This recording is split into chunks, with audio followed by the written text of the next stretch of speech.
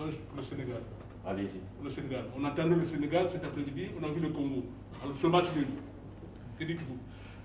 Écoutez, Barthélémy l'a bien expliqué. Jouer en Afrique à l'extérieur, c'est jamais facile. Donc je pense que ce fut un match où on a eu des opportunités. Je pense qu'on aurait pu marquer en première période. Sadio a tapé sur la barre. En deuxième période, on a eu une autre opportunité. Ça a été un match très serré.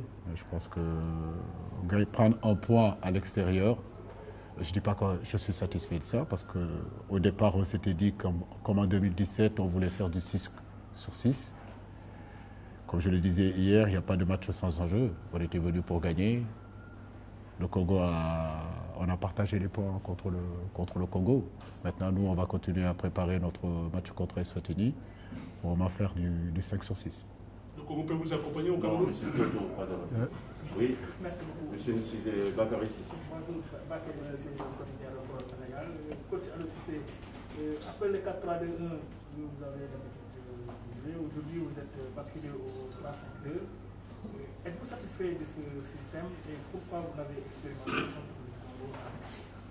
Écoutez, parce que, comme vous le savez, il y a des systèmes pour moi qui nous collent.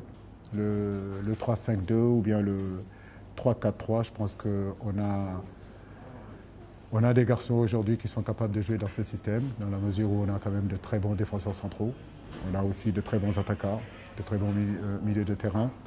Donc je pense que c'est un système qui peut coller aussi au Sénégal, dans la mesure où aussi que ce match-là, c'était ça l'objectif aussi. C'était de pouvoir changer de système, donner la chance à d'autres joueurs de pouvoir montrer ce dont ils étaient capables. Vous savez très bien que dans 2 mois, on sera dans les éliminatoires de la Coupe du Monde. Et si on n'essayait pas ce système-là, on ne pourra pas l'essayer, on ne pourra jamais l'essayer. Donc c'était au mois de mars où jamais l'essayer.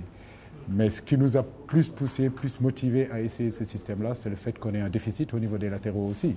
Un garçon comme Moussa Ouagé blessé, un garçon comme dirais-je encore, Saliou Ciss qui n'est pas là. Vous savez toutes les difficultés qu'on se au niveau de nos latéraux. Mais en jouant en 3 derrière, je pense qu'on a des pistons. Ballo Touré a montré de très bonnes choses. Krépin Diatta, quand il a joué aussi, a montré de très bonnes choses. Moi, j'ai envie de dire que c'est un système qu'on peut continuer encore à pousser, à travailler. Je ne m'attendais pas que tout soit parfait aujourd'hui. Je savais que tout ne pouvait pas être parfait, mais je crois que dans l'ensemble, il y a de très bonnes choses. Même si en deuxième période, je regrette qu'on soit un petit peu étiré. Il y avait beaucoup d'espace entre ce milieu de terrain-là et notre ligne défensive. Mais c'est des consignes que j'avais données à la mi-temps de demander à mes pistons d'aller chercher très haut. Et je pense qu'en défense, on n'a pas beaucoup accompagné et nos milieux étaient un petit peu trop gros. Mais si vous voulez, c'est un système qu'on va continuer à travailler. Ousmane Diop, journaliste à l'Observateur. Aujourd'hui, vous avez... Du Sénégal, oui. Aujourd'hui, vous avez lancé de nouveaux jours. Abdallah Sima, Bamada Sarr et d'autres. Aujourd'hui, est-ce que quand même vous êtes satisfait de leur premier match avec le Sénégal?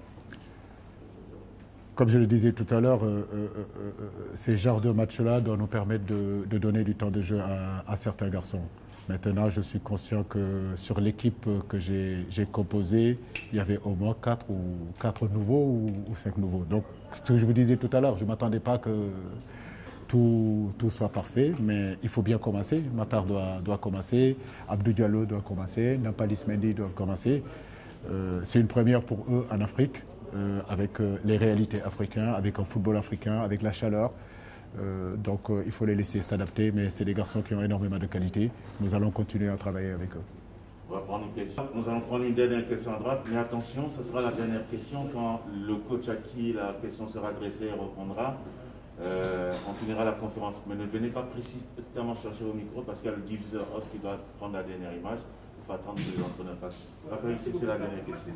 Coach Aliou Cissé, vous avez expérimenté aujourd'hui un duo d'attaque Sadio Mané qui joue pour la France. Pourquoi avez-vous choisi cela si on sait qu'ils ne sont pas des attaquants de pointe de cru?